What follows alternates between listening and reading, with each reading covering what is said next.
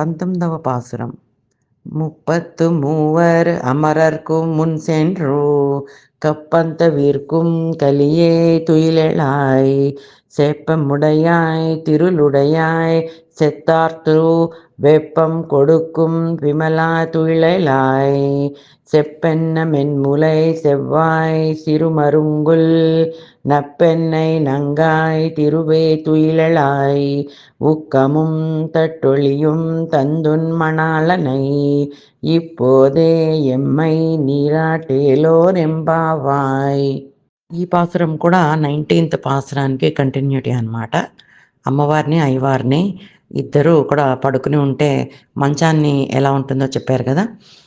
అప్పుడు అమ్మవారికి చెప్పారు కదా, ఏమ్మా ఒక్క నిమిషం కూడా వదిలిపెట్టవా, హాయిగా అంత మంచి మంచం మీద మెత్త పరుపుల్లో పడుకుని ఉన్నారు ఇద్దరును, మీ ఆయన్ని మాకు కొంచెం వదిలిపెట్టమ్మా అని పోయిన పాసురంలో చెప్పారు కదా. దాని కంటిన్యూస్గా ఈ పాసురంలో చెప్తున్నారనమాట. ముక్కోటి దేవతలకి ఆపద రాగానే వెళ్ళి నువ్వు కాపాడుతావు స్వామి, మరి మేమంటే నీకు ఇంత లోకుగా ఉందా? ఎవరండి ముక్కోటి దేవతలంటే? ఏకాదశ రుద్రులు, ద్వాదశాదిత్యులు, ప్రజాపతులు, అష్టవసువులు, వీళ్ళందరూ కూడా 33 కోట్ల దేవతలు అన్నమాట. వీళ్ళందరికీ ఏదైనా ఆపద వస్తే వెంటనే వెళ్ళి వాళ్ళ ముందు నుంచి ఉంటావు, వాళ్ళు కప్పం కట్టకుండా వాళ్ళని కాపాడుతావు. అలాంటిది మేము నిన్ను ఇంతసేపు నిద్ర లేపుతుంటే లేవా, మేమంటే లోకువా, నేనేమన్నా అడిగామా, నీకు ఓన్లీ పూజ చేయాలని అనుకున్నాం కదా అని చెప్పేసి అమ్మవారితో కూడా అంటున్నారు.